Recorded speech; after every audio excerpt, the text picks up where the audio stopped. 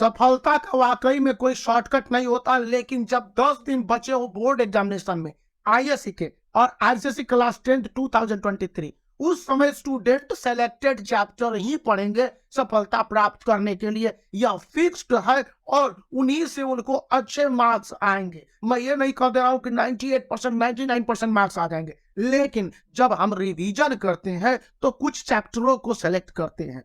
जब तर्क दिया गया कि T20 सबसे पॉपुलर फॉर्मेट है क्रिकेट का, और इससे पहले था जब टेस्ट क्रिकेट, तो एक समय था जब पूरी लंबी 90 ओवर की पारी खेली जाती थी। उसके बाद वनडे क्रिकेट आया और अभी T20 का जलवा देश विदेश में यानी कि पूरे प्लानेट पर है। इसी तरह से मेरे प्यारे आईसीएसई एंड आईएससी 2023 के बोर्ड स्टूडेंट, यदि आप 10 दिन से कम समय में अपनी तैयारी को, जो भी 5 दिन है 7 दिन है, उसमें करना चाहते हैं, तो बस एक और एकमात्र फॉर्मूला है कि अपने आप को शॉर्ट लिस्टेड कीजिए। सिलेबस को प्रिंट आउट करना है और उसको या फिर कॉपी में लिख लेनी, और उसके हिसाब से जिन जिन सब्जेक्ट को टारगेट करने हैं उन सब्जेक्ट के बुक को लेके बैठने हैं। ऑनलाइन स्टडी मटेरियल प्रोहिबिटेड, आपको उससे कुछ फायदा नहीं मिलेगा और लॉन्ग रन में आप यही कहेंगे कि सर मैंने सब लिख किया तो मार्क्स नहीं।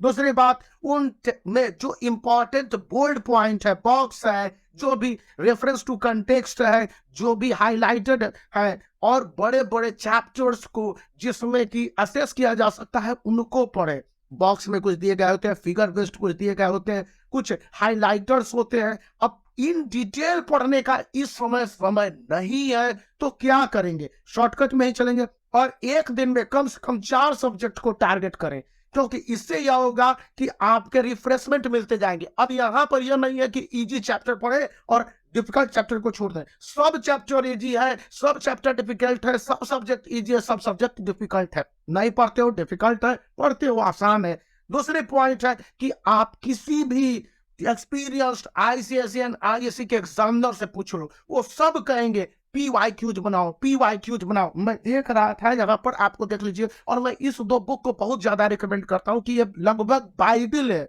आईसीएसई एंड आईएससी के लिए। 10 इयर्स जो ओसवाल गुरुकुल के है, ये बहुत पॉपुलर है और इनका लिंक भी इस वीडियो के डिस्क्रिप्शन में परचेज करेंगे तो इस चैनल को कुछ मदद मिल जाएगी।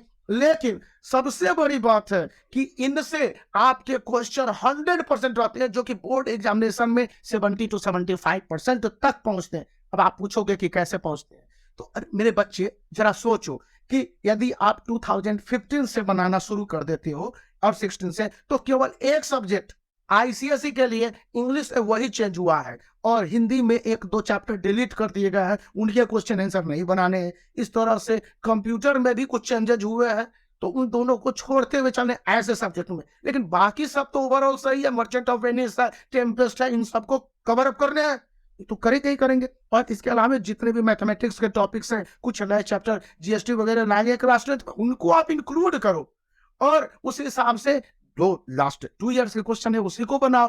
क्या करेंगे? और उसके बाद सेलेक्टेड मैथमेटिक्स को बनाए, प्रोसेस वाइज बनाए, क्योंकि PYQs में मैं जब भी देखता हूं तो इसी का क्वेश्चन को वर्ड बदल दिया जाएगा। और देख लेना, ये किसी भी यदि एक्सपीरियंस टीचर ने नहीं कहा कि आपको PYQ से 70% क्वेश्चन नहीं आते हैं, 80% तक आते हैं, तो आप कहना कि हाँ यहाँ पर मैंने कुछ बोला था। ये इसको गांठ बांध नहीं, वर्ड चेंज हो जाएंगे, जो फ्रेज है उसको चेंज कर देंगे, क्वेश्चन का वर्ड में ये रहेगा, उसको उधर बदल दिया जाएगा। मैथमेटिक्स में नंबर दूसरे रहेंगे, नंबर को चेंज कर दिए जाएंगे, लेकिन गेम वही होगा। क्योंकि सीआईएससी भी चाहती है कि उसका रिजल्ट बेहतर हो, स्कूल भी चाहता है कि उसका रिजल्ट बेहतर हो, तो क्यों नहीं वो अपने बच्चों को चाहेगा कि बेहतर मार्क्स प्राप्त करें। और क्वेश्चन की एक फिक्स पैटर्न होते हैं। 2022 के जो बोर्ड एग्जामिनेशन हुए, 2 सेमेस्टर में हुए ना, उसको मैं बहुत निकट से देखा। इस चैनल को देख लीजिए, 2020 के बोर्ड एग्जामिनेशन को देख लीजिए, और 2021 में जब बोर्ड एग्जामिनेशन नहीं हुए, इस चैनल के पास्ट वीडियो को देख लीजिए। कम से कम 4 साल का तो मेरा ऑनलाइन असेसमेंट है, 2 साल का मेरा एक वेबसाइट था, अब मैं उसको इनएक्टिव कर दिया, लेकिन उससे पहले का था। और 2018 से कंटिन्यूअस, जो कि मैं एट स्ट्रेच बताया, पढ़ा, बोर्ड एग्जामिनेशन की कॉपी को चेक किया, और जितना अच्छी तरह से जान पाता हूं कि स्पष्ट बातें स्टूडेंट अब अगर अपने आंसर को एक्सप्रेस करते हैं, मतलब लिखते हैं, पढ़ा जाने वाला रीडेबल होना चाहिए आंसर, और उसके साथ वो टॉपिक के कंसर्न आंसर को लिखते हैं, तो वहां पर स्टूडेंट को मार्क्स दिए जाते हैं।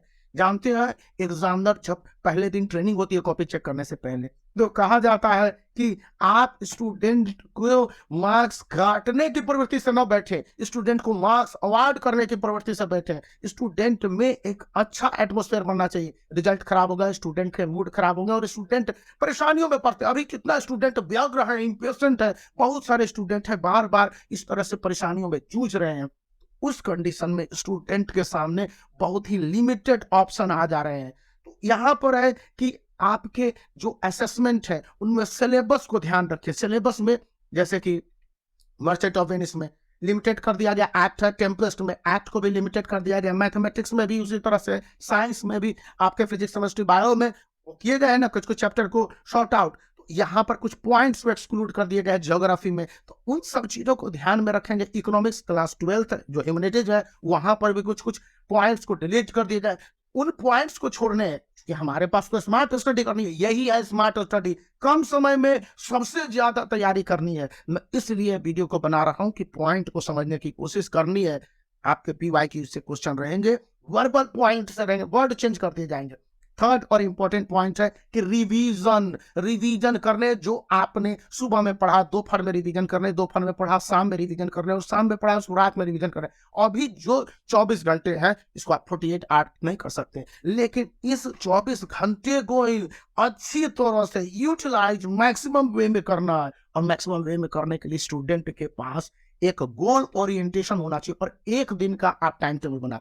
मैंने टाइम टेबल वाला वीडियो डाला हुआ है, तो आप अच्छी तरह से देख लो कि किस तरह से उसमें असेसमेंट प्लान को भी डाला गया है कि स्टूडेंट बार बार अपने आप को रीअसेस करे। हर दिन एक दिन का टाइम टेबल बनाओगे, एक दिन के टाइम टेबल में जो गलतियां हो गई उसको हम नेक्स्ट डे तुरंत इंप्रूव कर लेंगे, या सुबह की गलती तो शाम में दोपहर में इंप्रूव कर सकते हैं। हो सकता है कुछ एक दिन पूरा बर्बाद हो जाए या फिर कुछ घंटे बर्बाद हो जाए, तो अगले दिन उसको हम लोग एडजस्ट और अकोमोडेट कर सकते हैं। इसलिए 1 डे का टाइम टेबल जब 2 दिन 4 दिन बोर्ड एग्जामिनेशन में बचे हैं तो करने होंगे। यहाँ पर ये एक फॉर्मूला है।